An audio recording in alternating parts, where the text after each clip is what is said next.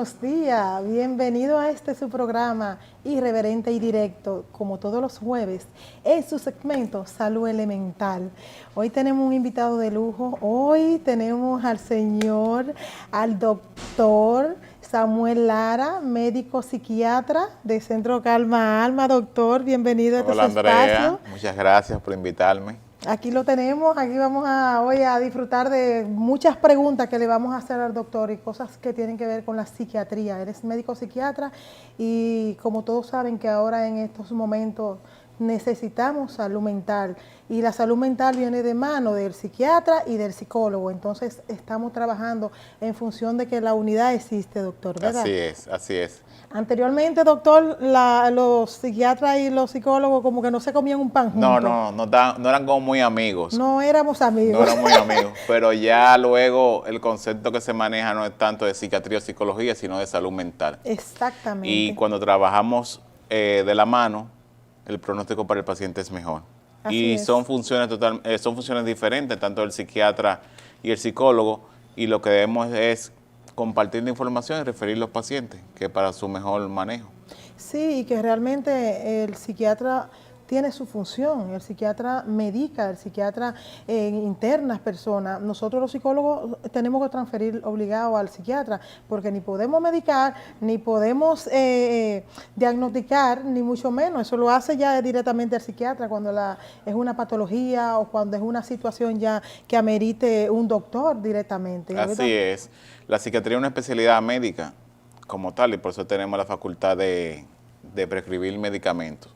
La psiquiatría trata sobre los estudios de los trastornos mentales, tanto como su tratamiento, su prevención, su manejo. Y por eso podemos diagnosticar y nos basamos en criterios diagnósticos, que mayormente son del DSM, que es la Escuela de Estados Unidos, o el CIE, que es la Codificación Internacional de Enfermedades. Y por criterio entonces diagnosticamos múltiples enfermedades que a lo mejor pensamos que no es de psiquiatría o que acuden a otros médicos y deben ser manejados por el psiquiatra, en ese sentido. Efectivamente, doctor. Doctor, y hablando de, así como de lo que estamos hablando ahora mismo, ¿cómo se puede mezclar el psicólogo con el psiquiatra? ¿Cuál es la comunicación entre ambos? Ok. Muchos pacientes entran por psicología. Si el psicólogo identifica que ese paciente tiene una depresión mayor, tiene un trastorno de ansiedad, tiene también alteración del patrón del sueño o tiene pensamientos negativos, que puede ser pensamiento de muerte o pensamiento suicida, debe entonces referirlo a lo que es el psiquiatra. Pero debemos trabajar conjuntamente porque el psiquiatra, si no se ha formado a nivel de psicoterapia, no debe trabajar la psicoterapia, sino comunicarlo junto con el psicólogo. Y hay estudios que demuestran que cuando se trabaja la parte de psicofarmacología que manejamos nosotros los psiquiatras, junto con la psicoterapia, el pronóstico entonces mejora bastante. Y el paciente entonces se puede beneficiar de esa dualidad en la atención. ¿Cuál es la enfermedad que usted manejan los psiquiatras?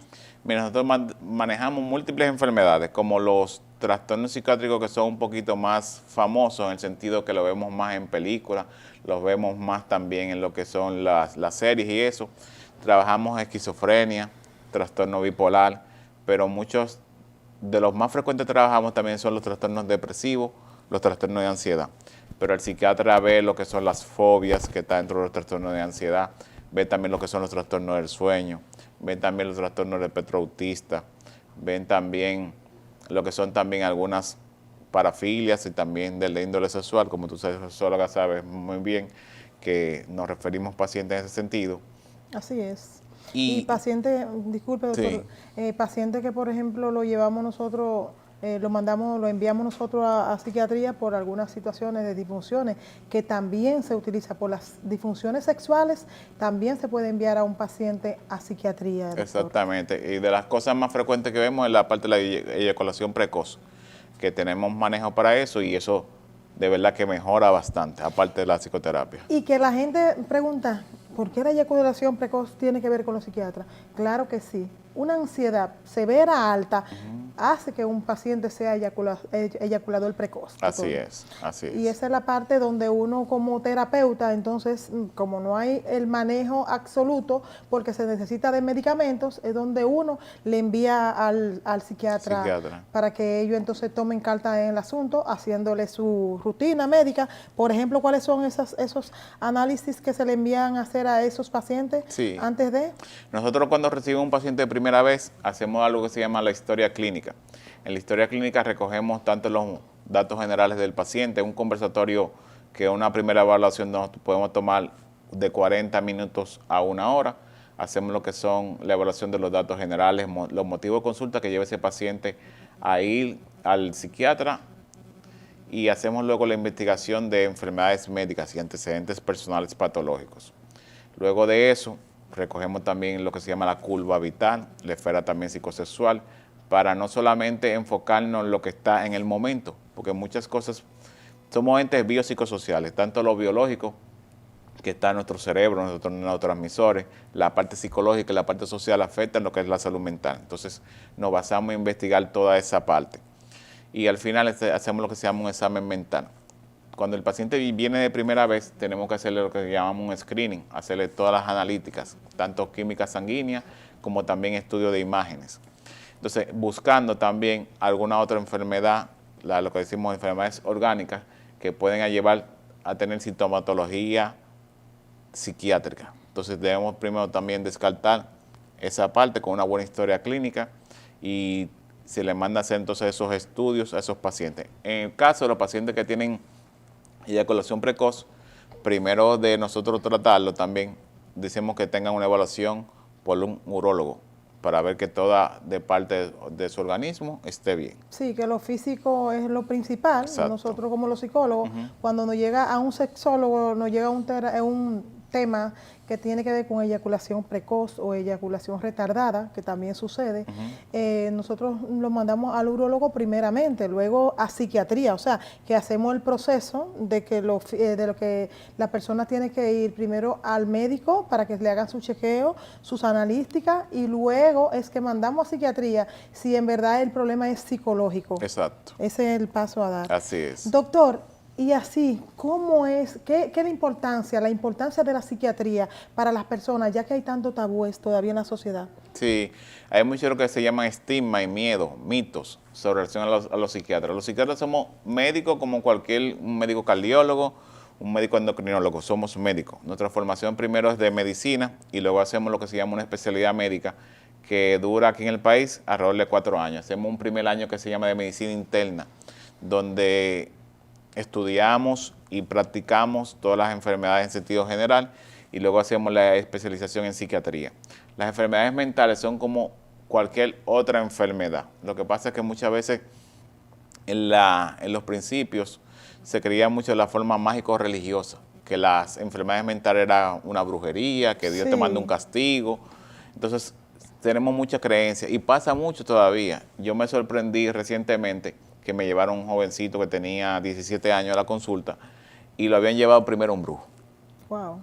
Y el brujo lo que hizo unos baños, un asunto extraño, y el joven igualito porque tenía una enfermedad mental. Claro. Entonces, sí debemos ver que un psiquiatra es un médico como cualquier otro médico, que sí trabaja con lo que tiene que ver con el comportamiento humano, las emociones, y sí tenemos sustancias químicas en nuestro cerebro, en nuestro sistema nervioso, que se encargan de nosotros percibir y transmitir las cosas que vemos. Nuestro cerebro es como si fuese la gran computadora que analiza todo y percibe todo en nuestro organismo. Así es. Y hablando de medicamentos, doctor, ¿qué tipo de medicamentos utilizan ustedes los psiquiatras para medicarle a los pacientes? Ok. Nosotros utilizamos varias familias de medicamentos, entre ellos están los antidepresivos. Dentro de los antidepresivos tenemos varias familias, que les voy a mencionar unas cuantas. Están los inhibidores selectivos de recaptación de serotonina, los llamados ISRS. También tenemos los duales. También tenemos entonces una familia que produce la mirtazapina. Están dentro de un grupo. También tenemos los moduladores del ánimo, los antipsicóticos, tenemos los hipnóticos. Entonces todos estos medicamentos los utilizamos y es dependiendo de la patología. Para todo paciente no se utiliza el mismo medicamento. Claro. Entonces, cada paciente tiene una condición particular. Diferente. Porque puede tener una sintomatología diferente al otro, aunque sea una depresión, pero ese antidepresivo a lo mejor te conviene más. No es que tú te vas a agarrar una farmacia y me voy a tomar un antidepresivo porque estoy con un trastorno depresivo y me voy a mejorar, porque usted tiene características individuales que ese medicamento entonces le va bien a usted. Y que todo el mundo no tiene el mismo tipo de reacción a los medicamentos. Y para eso se utilizan, se le manda a hacer también pruebas analíticas a los pacientes para saber qué medicamento le puede ir mejor, porque al que usted tenga depresión y yo tenga depresión, no significa que tengamos la misma depresión y que nuestro cuerpo va a tener la misma reacción por el mismo medicamento que nos estamos tomando ambos. Y en caso que tenga alguna enfermedad específica, una enfermedad crónica, a lo mejor no le beneficia mucho utilizar un tipo de medicamento que a lo mejor a usted sí le beneficie. Entonces, exactamente. Eso es lo bueno de que no generalizar todos los casos, sino cada quien es un ser individual que lleva su propia atención. Mitos, doctor, mitos. Dicen, hay pacientes que se niegan a tomar medicamentos porque dicen que esto crean adicción. ¿Qué tiene usted que decir de esto? Y no es así. Solamente hay una familia que utilizamos los psiquiatras que puede generar cierta dependencia de los fármacos, que lo utilizan muchísimo y lo utilizan de una forma muchas veces desmedurada, lo que son las benzodiazepinas. Entonces, esos son unos fármacos ansiolíticos. Las benzodiazepinas no se pueden indicar de primera instancia como inductores del sueño. Y los medicamentos se utilizan por un tiempo, en ese caso la benzodiazepina. Y bajo la prescripción médica y bajo la evaluación médica, el riesgo de dependencia es mínimo. Ya luego los medicamentos ahora no es igual como se veían en los años, 80, 70, que el paciente parecía, lo que dice la gente, un zombie, que siempre estaba durmiendo. Hay muchos pacientes, la mayoría de pacientes, pueden hacer su vida totalmente normal. Pueden ir a trabajar, pueden tener su relación de pareja, su relación de noviazgo, sin ningún inconveniente. Y no van a andar durmiéndose en el día. Por ejemplo, de los pacientes que nosotros vemos, son mayoría personas que son ejecutivos, que trabajan y hacen su vida totalmente normal. Porque los medicamentos, primero, se utilizan por un tiempo. Hay pacientes que tienen que utilizarlo de por vida, dependiendo también la patología que tengan, pero si hay una depresión, una ansiedad, se puede manejar por un tiempo y esos medicamentos que te pueden generar dependencia también se utilizan por un tiempo determinado. Así que el riesgo de dependencia disminuye mucho. ¿Cuándo aumenta el riesgo de dependencia? Cuando el paciente toma el medicamento como él quiera. Se le prescribe de una forma y él lo toma como él quiera, aumenta dosis como él quiera. Hay dosis que tienen que tomarse 1 hora, no se la toma, solamente lo toma como si fuese un apagafuego. Entonces, ahí sí puede generar más lo que es la dependencia y cuando se utiliza de una forma inadecuada. Un ejemplo, si usted lo está utilizando como para algo que usted no lo necesita, puede generar entonces más lo que es la dependencia. No, y muchas veces hay personas que utilizan alcohol y mezclan ese medicamento con el alcohol. Otros pacientes dejan de tomarse el medicamento porque tienen un fin de semana de fiesta y entonces quieren empezar el lunes el medicamento. Doctor, ¿qué tiene que decirle a esos pacientes que utilizan esas irregularidades con esos temas que son importantes en su salud? Mayormente son los pacientes que van mucho a la consulta, que dicen, no, yo no avanzo, yo no salgo de esta depresión, de esta ansiedad, y es porque su disciplina a la hora tanto de la medicación y la psicoterapia no es la más adecuada. Fácilmente usted se puede frenar o tomarse receso del alcohol por un tiempo, pero tiene que mirar más allá, mirar que fácilmente es algo placentero momentáneo lo que está pasando, que usted va a tomarse un trago o algo, pero no mira que es un tratamiento que le va a mejorar mucho lo que es su sintomatología con eso. ¿Cuándo debo de ir al psiquiatra, doctor? ¿Cuándo se debe ir al psiquiatra? Se recomienda que visiten anualmente a salud mental. Puede ser un psiquiatra o un psicólogo, pero usted puede ir al psiquiatra si usted ya no siente que le genera placer nada. Si usted se siente que llanto, esa tristeza prolongada, también pensamientos que son negativos, puede ir cuando tenga alteración del sueño, cuando tenga también síntomas ansiosos, intranquilidad, cuando también si siente algo que que si usted se está aislando, entonces debe acudir al psiquiatra con eso.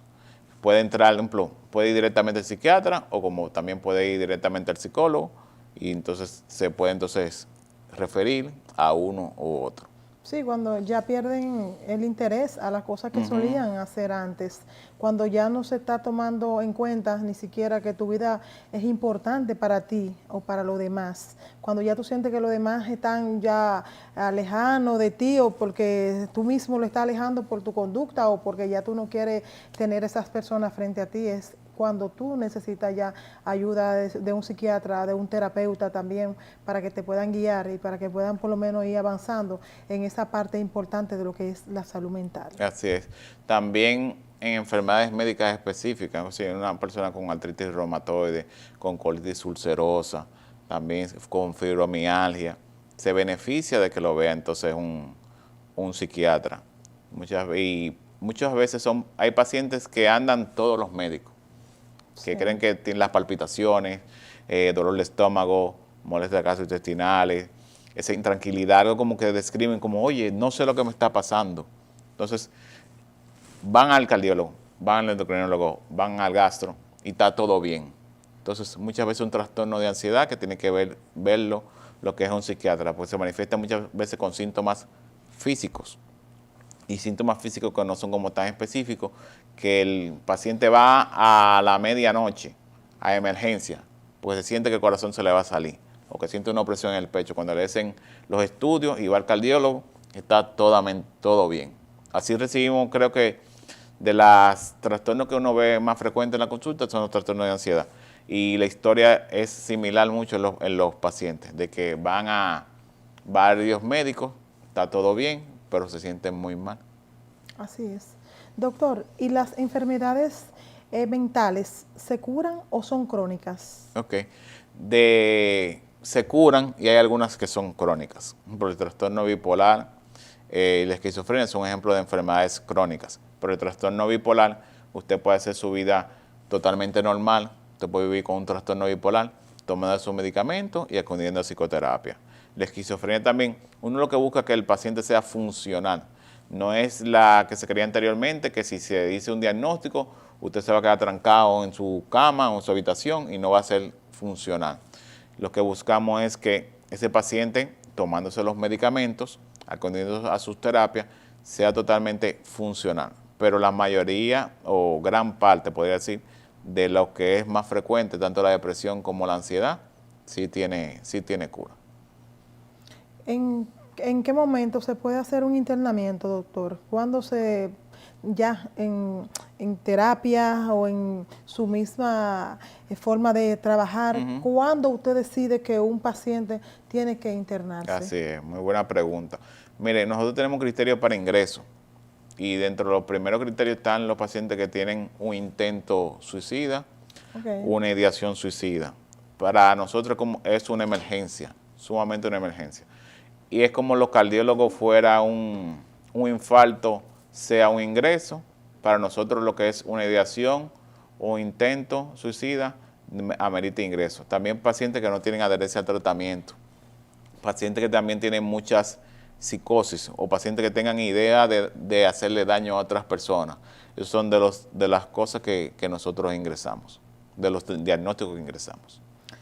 Bueno, sí, y ya realmente cuando la persona también está en un nivel que está fuera de control también, doctor. Así es. Que sucede a veces en terapia, que las personas pierden el control, porque cuando empiezan a tocar esa sensibilidad, cuando empiezan a tocar ese dolor, ese trauma que tienen, entonces ahí vienen como esa caída. Y viene la situación donde ustedes los psiquiatras tienen que entonces tomar la decisión en ese momento. ¿Hay personas que se han negado, doctor, cuando pasan esas cosas que no se están esperando en consulta? Sí, se niegan. Nosotros tenemos una ley, que es la ley de salud mental, que nos obliga a nosotros muchas veces como médicos a que el paciente que tenga se puede hacer daño a otro, nosotros asumir lo que es un ingreso involuntario. También hacemos el contacto con el familiar para buscar los medios también de proteger lo que es esa vida.